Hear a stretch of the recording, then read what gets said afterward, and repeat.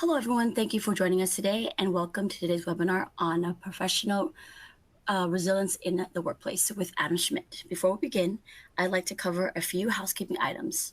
This webinar is being recorded, and within a few days, you will receive an email with both the slides and the recording. You can ask questions using the Q&A box on your screen, and Adam will answer as many questions as possible during his presentation. My name is Michelle, and I oversee the education and professional certification products and services at the IEEE Computer Society. Each month, we host webinars focused on essential business skills designed to help you excel in your current role and support your career growth. Knowing how to cope with stress in the workplace is a beneficial skill to have. Learn about this and more with the IEEE Computer Society Career Center. This is a one-stop shop filled with resume help, advice, and U.S. job posting. Don't miss out and start building your career today. Get started at careers.computer.org. As mentioned, joining us today is Adam Schmidt, CEO and Principal Coach at Smart Summit Coaching LLC. Adam has more than 15 years of leadership and consulting experience. He has an exceptional ability to guide others to oversee obstacles. Adam is an International Coaching Federation and professional certified coach. Thank you, Adam, for presenting today, and the floor is yours. Thank you so much, Michelle. Great to be back with the IEEE Computer Society and talking a little bit today about professional resilience in the workplace. We're going to take on a couple different perspectives today about resilience. We'll talk about what it is and what it isn't, and also how resilience is important, not for just us as individuals, but also for our workplaces. And so to tailor my comments today, we're just going to do 2 or 3 quick surveys to kind of get a sense of who's in the room and where I should spend most of my time so that, or I should say most of our time so that we can have a productive conversation. So of the attendees with us now, just let me know what stage of your career you're currently in. Are you a student, PhD candidate? Maybe you're a new employee, sort of junior in your career at the entry level. Maybe you're at the C-suite. Are you in the consultancy space? Just let us know. Take a minute to click on this, and it'll help me gauge kind of where we are for this conversation today. It's okay if you're not sure. There's an option at the bottom there called Other. Hired, self-employed, academia.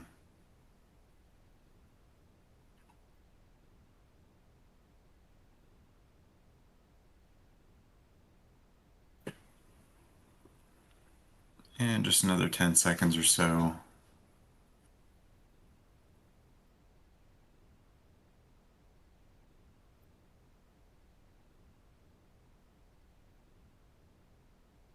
Excellent. So let's see kind of who's in the room today. Oh, perfect. Yeah, so we've got a really nice, looks like about half of us are either in team lead, supervisor, or manager roles, where I'm sure your resilience is tested daily, if not hourly, if not by each minute. And also a noticeable chunk kind of in the student academic space as well, that PhD candidates. So perfect.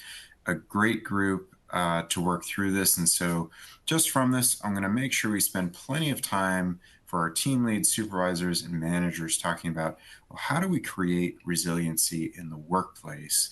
We'll talk about me again, but then we want to talk about kind of this larger idea of creating resiliency within the building, so to speak, within the space that I'm trying to create, my team, my directorate, my division, whatever it might be.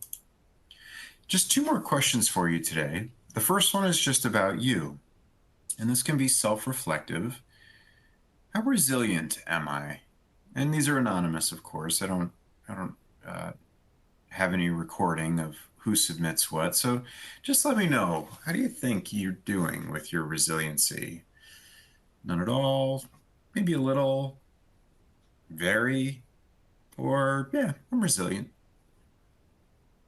take a minute to just kind of get a sense of where the group is. This will be just a fun note for everyone to kind of gauge where am I in this on this spectrum of resiliency. And I know everyone's going to have a different metric for this or a different boundary, but just a feeling today of how resilient you are as an individual.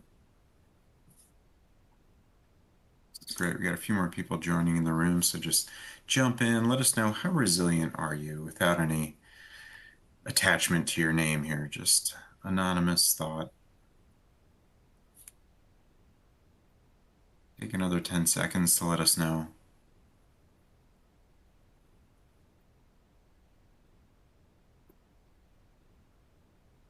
Let's see where we landed just on an individual level. Yeah, so most of us are kind of in that somewhat resilient space. A little bit in the very resilient, a couple very brave souls out there saying, yeah, I got this. A nice third of us in the resilient space, but good chunk, more than half on its way to two-thirds saying somewhat resilient. And no one says not resilient at all, which speaks to that kind of this group and the fact that we've had opportunities so far in life to say, I've been tested, I've been through some things. I know I've got some resilience in there. So I'm really glad because we're going to talk to this group today who is largely in the somewhat and the resilient spaces, thinking about, well, if more than 80% of us are in this somewhat or somewhat resilient or resilient categories, how do we move that up just a little bit? We're not shooting for anything that we would call perfect or ideal. Just how do we punch my resilience up a little bit? How do I make it something that is more present for me, something that is a part of my everyday life? And one last survey for all you. Forget yourself for a second and just think about your workplace, your school, whatever professional setting you find yourself in. It sounds like from the first survey, many of you are in some sort of professional organization, a company, a nonprofit organization, an NGO of some sort, wherever you find yourself. How resilient is that workplace? And we'll talk a little bit later about how we gauge things like that too. How resilient is your workplace? Let's see how this stacks up against our individual thoughts.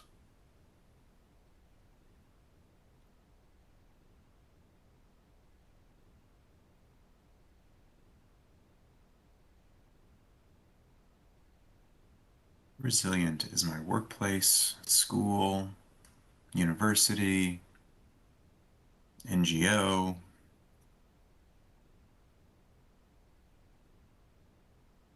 Just another 10 seconds. Thanks so much, everyone, for participating in the surveys. Great responses. How resilient is my workplace?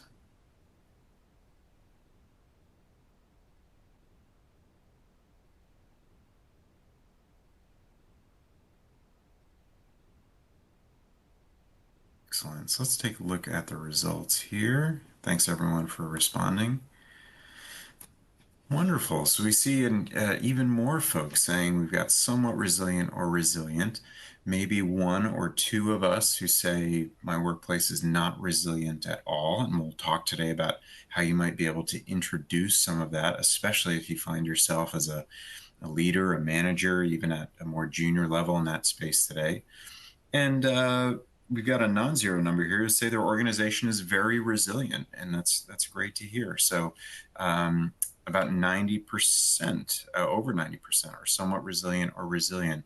So excellent organizations there. And I think our sweet spot for organizations is in that resilient to very resilient space. So let's talk about today what we can do as both individuals and in our workplace to grow our resilience and become more resilient as individuals and organizations. So here's our structure for today's discussion. We're going to talk about what resilience is and what it's not. We'll do some brainstorming around techniques to build your personal resilience, strategies to foster resilience in your workplace. So again, both the individual and then within your workplace. And then finally, some practical school tools for managing stress, adaptive change, and maintaining well-being we're also, as a final thought, going to think about how can this idea go wrong of resilience? What path could I go down as a leader or as an individual that would be unhealthy or actually lead to less resilience, even though I thought my idea would actually build resilience. So we'll talk about kind of the good, the bad, and the ugly.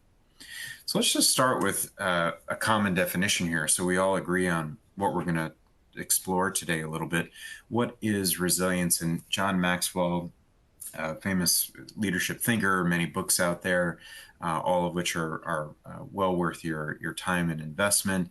He says resilience is the core strength you use to lift the weight of life's challenges, enabling you to lead yourself and others through adversity. So it's this idea of how do I carry on?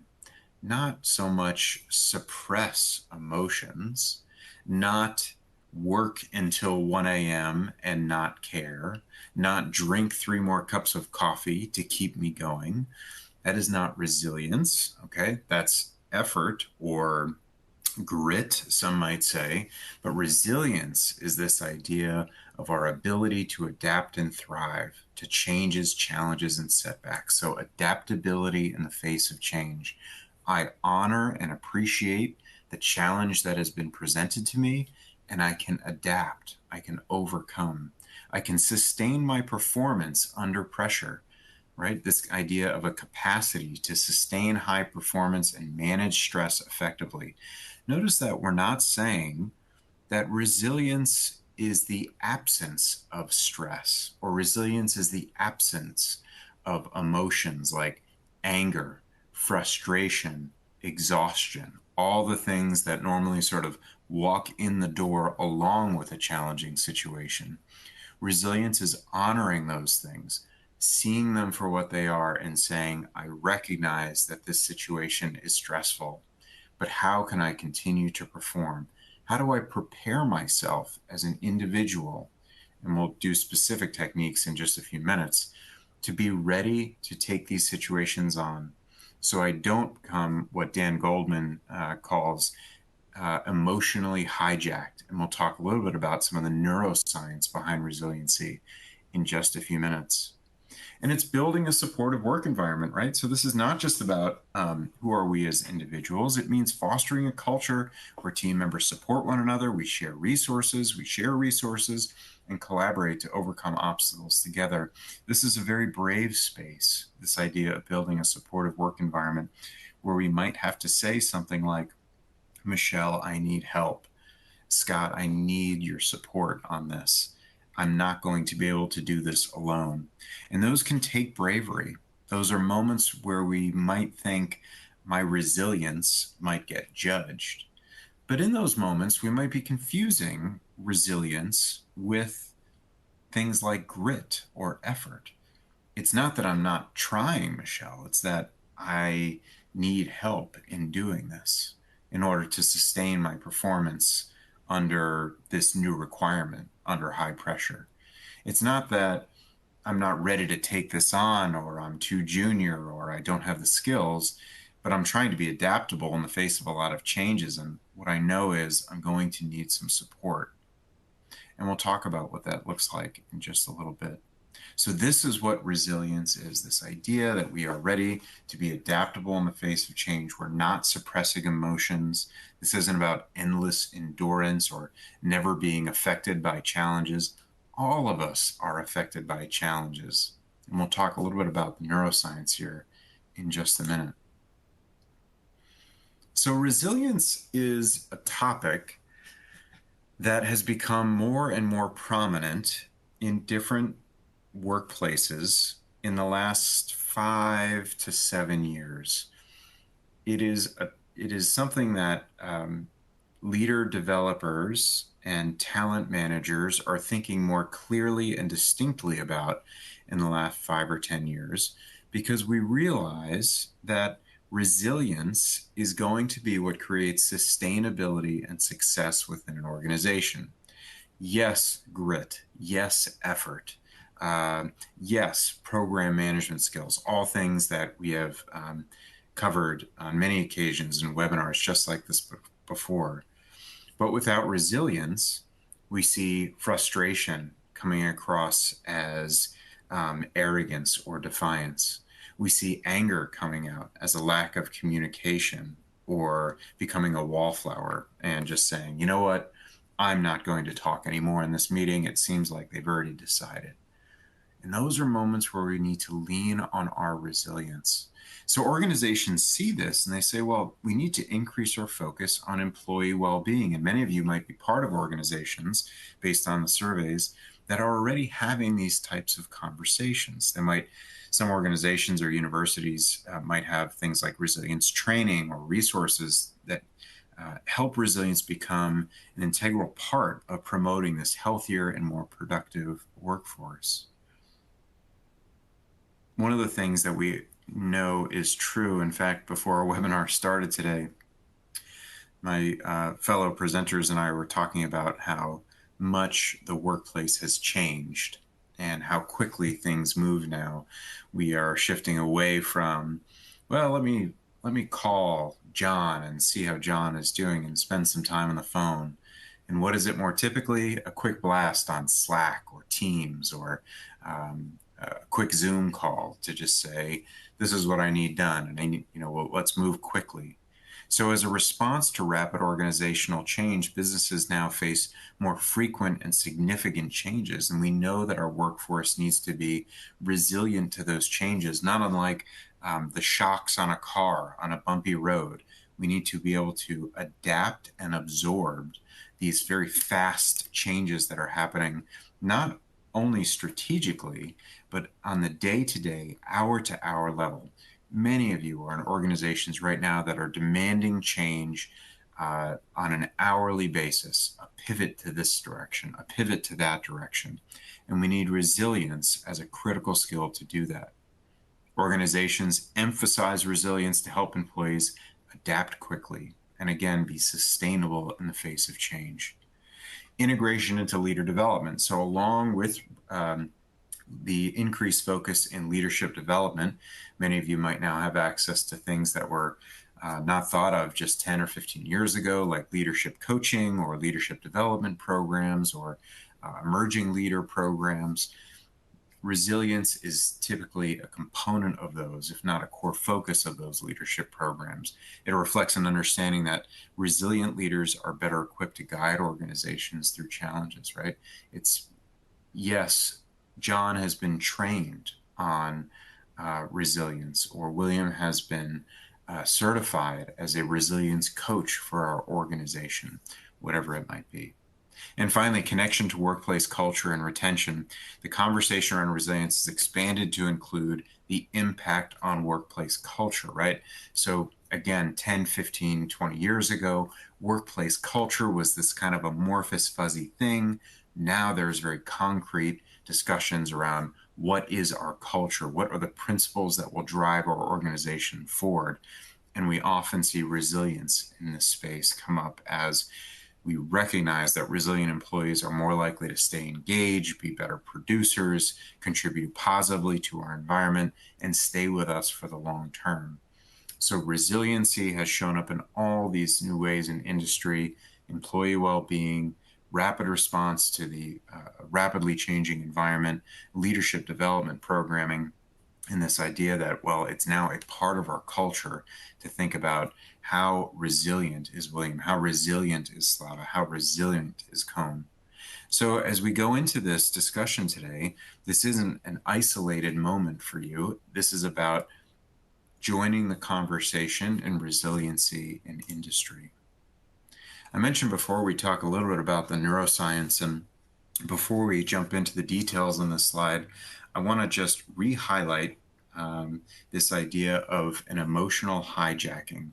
That phrase is from Dan Goleman. Dan Goleman is referred to as the godfather of emotional intelligence. He documented it in his book called Emotional Intelligence in the mid-1990s.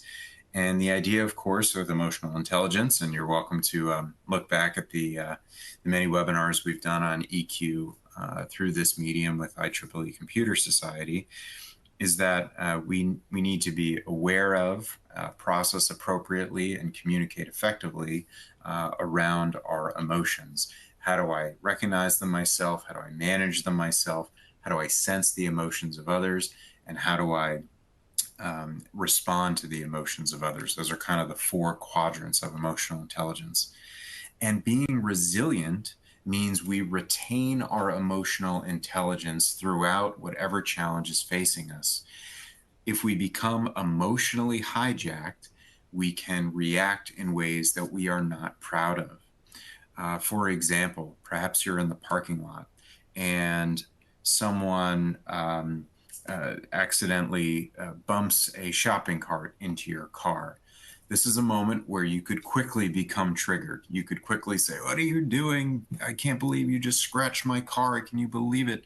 And we become emotionally hijacked. We have allowed our amygdala, this idea that does fight or flight, to run awry and say, we're going to fight with this situation, not necessarily with this person, but with this situation. We are going to push back against whatever's happening to us. And we can all appreciate in different environments in our professional spaces, universities, work, corporations, wherever they find us, that sometimes we do feel a little triggered and we almost move into this fight or flight. But when we are emotionally hijacked, we are only in the business of fighting. We completely leave logic and we say, I need to just let my primal instincts take over here. And as Dan Goldman says, we go caveman, right? We go caveman and stop using our emotional intelligence. And so, in the science of resilience, our brain has certain responses to stress and anxiety. And when we're faced with stress and adversity, we have this fight or flight response. I'm sure you all have heard about it. And there's certain chemicals that go along with this, our cortisol, adrenaline, and those things decide, are we going to be fight or flight? And those things help our body prepare to fight or flight. Perhaps you've been in a stressful situation, you find that your heart is beating faster. You find that your muscles might be puffing up a little bit or getting tense. Your body is being literally prepared by your central nervous system to fight. No different than if a saber-toothed tiger, when all of us were roaming around in caves, suddenly came to the cave door. We are getting ready to fight. Unfortunately, in today's world, I should say fortunately in today's world, it's very unlikely to be a tiger in your team planning meeting, but there could very well be situations where you feel like something is about to attack you, or someone is about to attack your idea, your paper, your coding, your proposal for a new investment, whatever it might be. And so we want to be really keen to this idea that we can be emotionally hijacked, and being able to avoid that hijacking, or at least mitigate that hijacking, is a big part of resiliency. And we'll talk in a few minutes of some specific techniques to sidestep that emotional hijacking, to recognize an emotion for what it is and say, I see that I'm angry. I appreciate that I'm angry, but I'm going to make sure that I continue to maintain my emotional intelligence. The role of neuroplasticity. So neuroplasticity is kind of a fancy word, but it basically just means our brain has the ability to learn new things and new habits. We've talked before in these webinars about the thinking process, or the thinking path. The thinking process is 4 steps, and it is think, feel, act, result. Think, feel, act, result. I think I might be hungry. I feel hungry. I eat a sandwich. I feel full. I see a red light. I feel like I should stop. I press the brake of the car. I have now stopped the car. I think, feel, act, result. Now, the human brain is an incredible thing, because the two things I just mentioned are not necessarily conscious for us every day, because our brain builds through neuroplasticity sort of super highways, express lanes, if you will, or HOV lanes, if you're familiar with those, ways to get from point A to point B very quickly without any messy exits or construction or time to consider things. Now, this is very helpful when it comes to things like um, fight or flight responses that are a good thing. For example, we're driving down the road and the car in front of us hits their brakes very hard. And we need to stop our car very quickly too. We don't have time to go, I think the car in front of me is slowing down. How do I feel about that? I feel like I should stop too. Okay, I will now hit the brakes of my car. Oh, good, my car has stopped.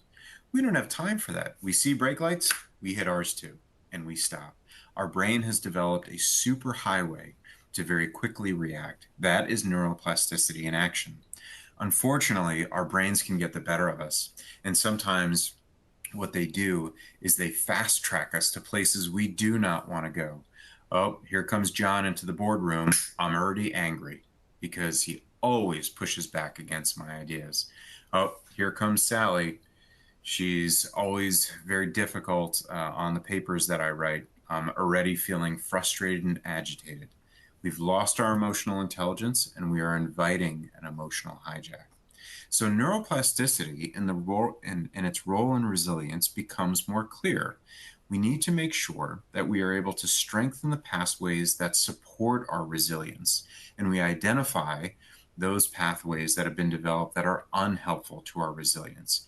I see John, I get angry. This is an unhelpful place to be for our resilience. How do we slow that pathway down and say, wait a second, is John really a threat to me right now? Is this situation really one that I need to react so quickly? Or can I think about this, appreciate how I'm feeling, make sure I take action that is respected by myself, by others, and is appropriate and is kind and comes from a place of thoughtfulness, and then I'm proud of the result. So let's think a little bit about the impact of mindfulness on cognitive practices. So, research shows that mindfulness and cognitive behavior practices can reduce the stress response and enhance neuroplasticity. So, the impact of mindfulness is to help us slow down what these fast track superhighways in our mind might be encouraging us to do and go in a direction we're not proud of.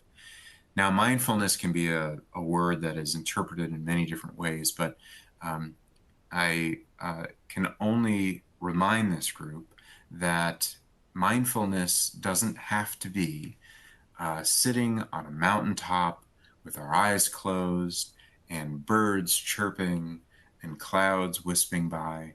Mindfulness can be 30 seconds on a subway. Mindfulness can be 15 seconds while we eat our salad. Mindfulness can be as simple as rubbing our fingers together and noticing how our thumb and forefingers feel together. Mindfulness can show up in very quick ways, very short ways, to simply regain control of our cerebral cortex from this diagram to the left and say, amygdala, thank you for your caveman behavior, but I don't need that right now. I need my cerebral cortex and my prefrontal cortex to make thoughtful decisions about what's about to happen and assess this situation using what I know is true, which is my emotional intelligence. Finally, the science of emotional regulation. So, resilience is closely linked with the brain's ability to regulate emotions. It helps individuals manage emotional responses more effectively, preventing the overwhelm that accompanies stress and anxiety, or excuse me, stress and adversity. That is that emotional hijacking that we've been talking about. When we are so overwhelmed, we lash out. We have lost ourselves.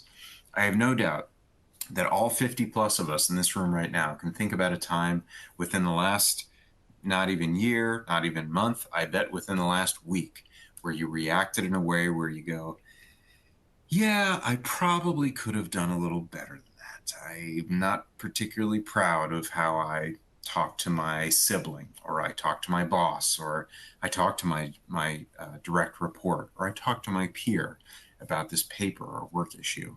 How can I do better next time?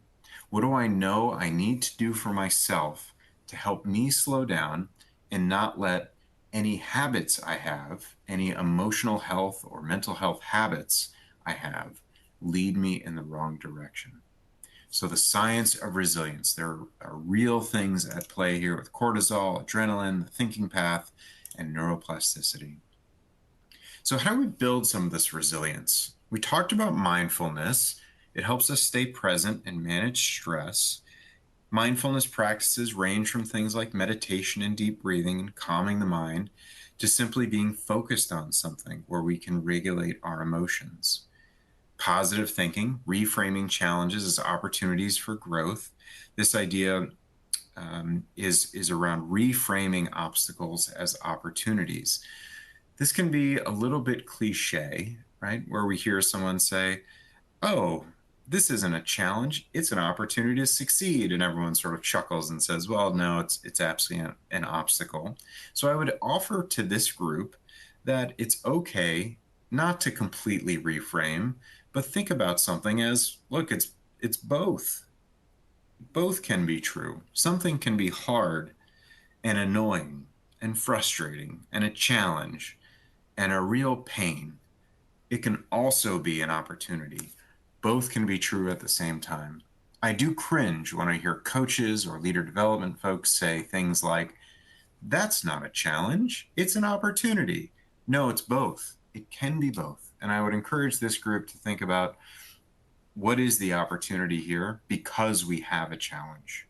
So, a shift in perspective that encourages adaptability and perseverance, not by saying, "Well, I'm not going to be frustrated by this because it's actually an opportunity." No, go ahead and be frustrated. That's okay. You're allowed to be angry and frustrated. The boss told you were going to have, 10,000 euros for this project, and all of a sudden you have 7,000 euros for this project. Both are true. That is frustrating, and now it's an opportunity to streamline. Yes, I'm angry about it, and I wish it hadn't happened. It's also an opportunity to think about making this project, more cost effective, or whatever it might be. So please don't walk away today thinking that's impossible to take this and flip anything I find challenging my resilience to be an opportunity. It's simply saying both can be true. Something can be an obstacle and an opportunity at the very same time. And finally, self-care. Maintaining our physical and mental health is a foundation of resilience. Resilience is not found in potato chips. It is not found in ice cream. It is not found certainly in places like nicotine or alcohol consumption. Those can be supportive elements, or bring some joy, or bring some um, uh, comfort in times of challenge. They will not make us more resilient. They will not, I promise, make you stronger, or give you more endurance, or give you the strength to overcome. What will give you that is adequate sleep, balanced nutrition, attention to and support with your own mental health. Prioritizing self care will ensure that your body and mind are ready for these situations. Just like we go to the gym to be ready for that marathon we want to run, or that mountain we want to climb, or that hike we've always wanted to do, we do the same thing in our professional space with resilience. We feel ready for the day because we had good sleep. We feel ready for the day because we chose yogurt and granola versus 2 donuts for breakfast. Our body is more ready to respond. Why? Because we talked earlier about how there is very much science happening in the resilience space. Cortisol, adrenaline, how is our amygdala operating? Am I ready to say, don't take the easy way out on this, brain? Don't follow the usual path. I'm going to tell you to slow down, take a beat, and figure out, how do I really feel about what's happening here? How can I act in a way that is responsible, accountable, and appropriate, and get a result that I'll be proud of, not just not just a year from now, but right after this happens, where I go, that was a difficult conversation, but I'm proud of how I handled it because I took a minute. So, mindfulness, positive thinking, and self care, this idea of believing that our obstacles can be opportunities too. How do we integrate this though? How do we actually do it? Mindfulness and meditations. I don't want to get those words too overlapped here because that makes us think again that mindfulness needs to be on the mountaintop. This is not the space. That is helpful. If that works for you, it is a type of practice that can work. 5 minutes to breathe and focus, 2 minutes to breathe and focus, 1 minute to breathe and focus. There are about 1 billion apps available on either your Android or your iPhone to walk you through mindfulness exercises. Can't encourage you enough to just pick one and try it. Again, think 1 or 2 minutes to help yourself slow down during your day. I just did one before starting this course today. Met with my fellow presenters here today, made sure we were all set up, got a drink, closed off my camera, turned off my microphone, got a glass of water, and just did 1 minute of mindfulness to slow down a little bit before I joined you all in this room today to make sure that I'd have a clear head. My thoughts would be able to come across clearly, that I made sure that I was ready to receive the many different question and answers that we'll get. Just a couple minutes. So dedicating, it says 5 minutes, 1 minute, 2 minute each day to your breathing. If you really need a quick one, I'll make the recommendation of what's called the 5-finger breathing exercise. You simply hold up your hand like this, close your eyes, breathe in, breathe out, breathe in, breathe out, in, out, in, out, in, out, done. 45 seconds at the most. Slow breathing, the 5-finger breathing exercise. Can't encourage you enough to do something as simple as that. You can even do it in a meeting, under the table. Have your hand, okay, got it, in and out, in and out, in and out. I could even do it while I'm on a Zoom call, right? These are beautiful ways to just grab attention of yourself and say, I'm really ready for what's to come. Gratitude journaling. Some of you might be journalers, some aren't. I'm not a journaler. I'm not someone who's ever been in the business of getting out my notebook and quickly or in any length detailing what's happening in my life that day. It just doesn't resonate with me. Journaling doesn't have to be written. Journaling could also be audible. For example, before you have your evening meal each day, we might say, what am I grateful for today? I'm grateful for my health. I'm grateful for the opportunity I had to go to the gym today. I'm grateful for the positive feedback I received from my boss. Whatever it might be, cultivating a habit of gratitude can shift our mindset towards positivity, and notice the connection we're making between the positive thinking and this moment for yourself from the previous slide. If I think positively about my everyday, not in an inauthentic way, but in a way that says good things are happening, because we all know it's harder to recognize those good things than the bad things, right? Very easy for us to list, well, today I got a parking ticket. Today my car wouldn't start. Today there was traffic. Today my children didn't behave. Today I noticed my bank account is lower than I want it to be. All of these things are easy to remember, but what am I grateful for? I'm grateful that I was able to do 30 seconds of mindfulness before that meeting. I'm grateful for the weather, which is really nice today, and it's going to let me go for a nice walk after dinner. Whatever it might be, this practice prepares us for that emotional resilience component. And finally, physical activity. I won't spend long here because we all know this. It's the cornerstone of our physical and mental resilience. A simple walk, running, yoga, whatever it might be. You don't need a personal trainer. You don't need anything fancy. You don't need fancy equipment. You can stand up. You can walk around your apartment building, around your house, around your condominium, wherever you live. Walk for 3 minutes, 4 minutes, 8 minutes, 15 if you can spare them in your day, to cope with stress, increase your energy levels, and support your well-being. While you're walking, do your 5-finger breathing exercises. Come back completely rejuvenated. It is so tempting to walk away from our computers or away from our desk at the office and walk to the soda machine and drink sugar, to walk to the snack shop and pick up some potato chips. It's okay if you do that. I'm not going to sit here and preach and say, I don't do things like that. Of course we do. They can be comforting at the right times. But take a moment to also take care of your physical wellness and say, you know what?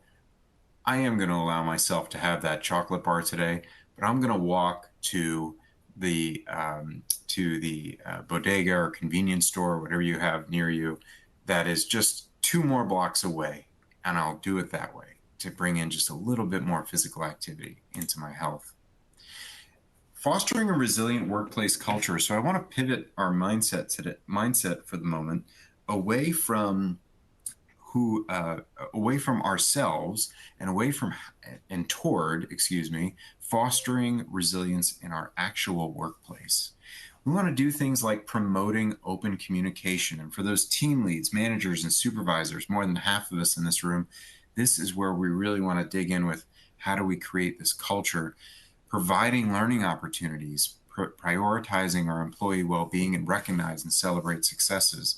So are we creating space for our employees to go for that 5-minute walk? Are we creating space for them to learn about resiliency and how to adapt to change? Am I providing access to things like an emotional intelligence course so they can appreciate these things? Am I promoting open communication by being transparent, letting them know that I value them and that they feel heard, by asking questions instead of just giving directions, and by being thoughtful about how I engage each employee every day? This can strengthen the collective resilience of your team. Recognize and celebrating successes. How much do we do this in the office? Do we acknowledge and celebrate individual and team achievements both in public and in private? We often hear the axiom, and this is true, that we should praise in public and correct in private. I agree with that. I would add, and we can also continue to bolster, to praise in private, to pull someone on the side and say, you know, Alan, I just needed to tell you that you are doing amazing work. And I'm not going to do it in front of everyone because I just wanted to tell you from my heart to yours that great things are coming your way. So we're prioritizing employee well-being, celebrating their successes, promoting open communication, and providing those learning opportunities. How do we create a safe place for dialogue? Here's some strategies to maybe just make a note of and some ideas for you. It might be things like weekly team huddles, one-on-one meetings where team members can openly discuss their workload and challenges that they may be facing. We can even frame it by saying, who needs a little resilience today? What are you up against? Use the word in your engagements. Use the word resilience. Who needs a little help being more resilient today? Who needs support in their resilience journey? Can we model our transparency as a leader for that open communication? And one example being a leader openly discussing how they manage stress during a critical project phase, or even sharing a story about, let me tell you guys one time that I just absolutely kind of lost it about 10 years ago or 5 years ago or last month when dealing with this. And here's what I should have done and what I learned from that. Use communication tools effectively. I mentioned a few of these before: Slack, Teams, internal forums, however you communicate within your organization. Use them for both work-related things, but also to build camaraderie. Maybe there's a Slack channel for sharing tips on building resilience or managing stress. Share your favorite article on how to approach work so you can maintain healthy levels of work-life balance, for example.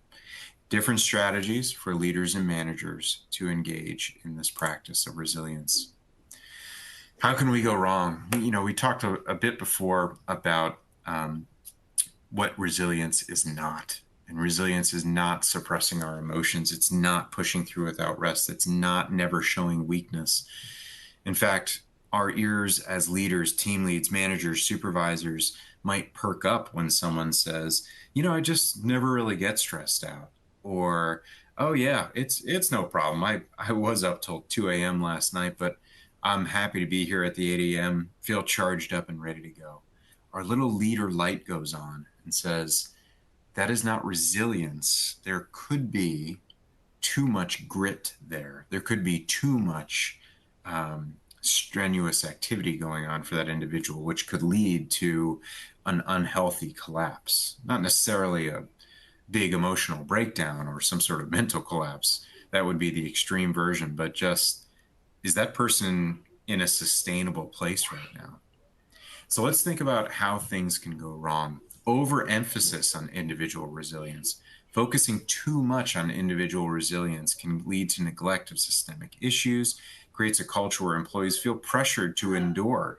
So if we get into this mindset where we're saying things like, we must be resilient, you must be resilient, our employees feel pressured to be resilient and they never want to show signs of weakness. So it's so important as leaders and managers for us to say what resilience is. Resilience is asking for help. Resilience is saying there's too much on my plate. I'm going to need support from the team. Resilience is, I'm looking forward to our meeting at 1 o'clock, Jim. Would you mind if we started at 1:05? I'm going to walk around my apartment building before we jump into this to kind of clear my head. What a beautiful message and a mature emotional message you can send to your employees by saying, I'm actually not ready to have this meeting yet. Let's all take 5 minutes, go get a glass of water, walk around your office, stand up and stretch, whatever you need to do, and then we'll engage. This is resilience and how to avoid an overemphasis on individual resilience. Resilience is an excuse for overwork, right?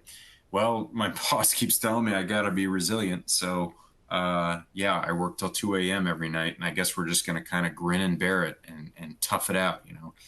We're just going to keep slugging away until we get to that, 10% profit margin we all agreed to. When resilience is used to justify unreasonable expectations, it will erode morale. We need to be resilient, everyone. Come into the office starting at 7 a.m. tomorrow, and we're going to stay until 7 p.m., and we're going to do that until we have produced all the widgets that were ordered this week. That is not resilience. It's overwork and abuse of the workforce. Ignoring the need for recovery. So as leaders, we need to be focused on this idea that resilience can lead to the misconception that we should constantly be pushing through. It is the opposite. Resilience means I know when I need a break. I know when my staff needs a break. And finally, undermining team collaboration. If it's emphasized solely as an individual trait, employees become overly self-reliant. I'm not allowed to ask anyone else for help because I'm supposed to be resilient. Cone told me I was supposed to be resilient. Vicky told me I was supposed to be resilient. Carlos told me that if we're not resilient, we're not going to meet our targets. Teach our staff and yourself that being resilient means saying time out. I need a minute. And we all do. Our leader light should go on for anyone who says they don't, or who says, I'm fine. Let's just keep going. I'm fine. Yeah, no, I'll be good. I'll be good. I'll grab some water after this. I'll be fine. Our leader light goes off and says, not right now. Time out. I'm actually going to reschedule this meeting. Let's all take a minute. And then we call or Zoom or text and we check in on that person. Additional training. There's lots of space to grow in this resilient space. Number one recommendation, get out your phones and download a very simple mindfulness app. There are many, many, many of them. I won't even make a specific recommendation because there's so many, but many will guide you for free on a 1 minute mindfulness exercise. Could be around breathing, could be around touching, could be around feeling the air on your face, on your skin, or the temperature in the room, whatever it might be. Lots of tailored resilience training programs out there. Places like LinkedIn, eCourse offer many, many of them. I would encourage you all to begin thinking about this connection we've made today between emotional intelligence and resilience. That is where the learning lies for leaders. Let's move into a little Q&A. I went a few minutes longer than I had anticipated on the slides, but lots to talk about. I'm wide open to taking your questions. Let me pull open the Q&A box and encourage you to put those in there now. anything you've heard today that didn't quite make sense, anything that you said, I'm not sure that's true, or I'm not sure that could be true for me, or it doesn't sound like that would work at my office.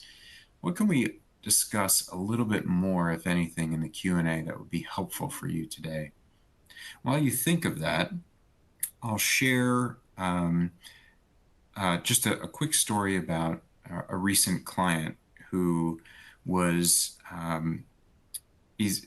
I'll leave out the names to protect the innocent, but he's the vice president for marketing at one of the world's largest pizza manufacturing and distribution pizza places.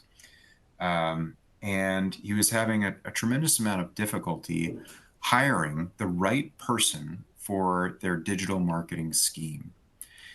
He was having trouble identifying the right skills that this person would need. And finally, after searching and searching and searching, he met someone who had very little experience in digital marketing for pizza, especially, had no experience at all in the restaurant business, had no experience at all working in the food industry. And so when I asked him, let's use the name Mark, I said, Mark, why on earth would you hire this person? It sounds like they're way off the mark. He said, Adam, they were resilient. They kept coming back in the interviews with thoughtful questions.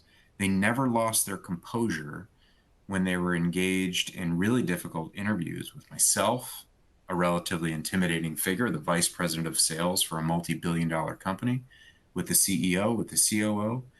They never wavered. They were resilient in their approach for the job, and that is who we're looking for. That's just one story I've heard among many in my world of leadership coaching, where resilience carries character with it. It tells people who you are. Let me take a look at a few of these questions in our last 5 or 6 minutes together. How do you support your colleagues in building and maintaining resilience? Yeah, so what a great thought. And I love this idea of our colleagues, maybe our peers in an environment. What can we do together to be more resilient? That might be once a week, let's make sure we leave the building together and go for a walk. That's building resilience with our colleagues. Let's make sure we all have at least one healthy lunch a week together, right? Other days, maybe we're not so healthy, but one healthy lunch a week to take good care of our bodies. Let's make sure we talk about things openly, like mindfulness, and not be afraid of them as being considered too theoretical or too hippie or too soft a topic to discuss. Let's talk about things like emotional intelligence. Maybe one of you does a lunch and learn for your division or your group or your team on what emotional intelligence is. You don't need to be an expert to talk about these things. A little bit of Googling, maybe you all take the same course and then meet to discuss it, or you all even watch a 5-minute YouTube video that you find on emotional intelligence. And we all know what the good ones and the bad ones are. You can look at it and say, this is from a good source. Take a look at it together and talk about it. So it's about opening the conversation in the resiliency space. How do you balance resilience with self-care and avoid burnout? So when we think about resilience and its connection with self-care, they are in that same bucket. So I would say it's not so much a balance with resilience and self-care as self-care leads to resilience. The more we take care of ourselves through nutrition, physical well-being, understanding how our brains work and the neuroscience that's at work every day for us, how do we care for ourselves in a way where we're going to lead to lead to a place where we can be proud of every day? And finally, how do you recover from setbacks or failures in the workplace? It's a great question. So resiliency is part of this bounce back. And what I'd offer to this group are 2 specific areas that we'd want to make sure that we reset. First is in the personal reset spaces. Is there anyone I need to apologize to or simply say, my mistake, or I realize that this project did not go well? I want to reconnect with you on this, John, Mary, Sally, whoever shows up, and say, I'm reconnecting with you to reset our personal relationship. That's the first piece. The second piece is on the substance of the work itself. I'm going to reset my perspective on what I just did. So if we make a mistake, let's say it's a failure in coding or a failure in a proposal, we reset with the people and with the problem itself and say, how can I look at this in a new light? It may be a moment where we need to step back and say, how can I be more resilient? How can I look at this problem a little differently? And do I need to bring in someone else to show everyone how resilient I am? Can I invite others into my space to say, can you help me see this in a different light? Because I tried to write some new code for this issue, but it's not working, and I might be running down the wrong path. Before I burn out on this, let me call in some additional support and see what I can do. Other questions in this space? Miroslav offers, if a majority in an organization does not have intentional experience, how do you persuade the majority that going internationally is a better way for all to go further? Yeah, so Miroslav, I think this is a good example of a situation where if you're trying to influence those in your organization to go a certain direction, this will be calling on your resiliency. So I'd put the question to you, how do I make sure that I, Miroslav, stay resilient in the face of pushback? Everyone's saying, no, we don't think we should do that. I'm not sure that is the way we want to go. The majority of us don't want to go that way. We can influence better when we're coming from a place of good health and good spirit, meaning we are not burned out. We're not angry by this. We're not frustrated by this. Both can be true. I've got an obstacle. A majority of people think we should not go international with our business. It's also an opportunity. Is there an opportunity for a small pilot program to do a proof of concept? Is there an opportunity to try a small market internationally to start with? Anything like that. Those types of things become more clear, Miroslav, when we've taken care of ourselves and are prepared for resilience. Michelle, that's all the questions I see at the moment. You're very welcome. And I'll just say thank you to all of you for your attention for our hour together today, and wish you the very best in your resilience journeys. Please, please, please take great care of yourselves in this crazy world. Things move very fast. Remember to take good care of yourself and those around you. And I look forward to seeing you all at a future webinar. Thanks, Michelle. Great. Thank you, everyone, for your question. Thank you, Adam, for this informative presentation. I do want to mention that we have additional webinars coming up over the next few weeks on the 29th of August at 10 a.m. Eastern on the related standards. It'll be on standards. On September 5th at 11 Eastern, it'll be on cross-culture communication and global tech teams. Registrations for these upcoming events is now open. We will be sending you a link to these future events along with the slides and recording of this webinar. Thank you, everyone, for joining us today. Have a great day.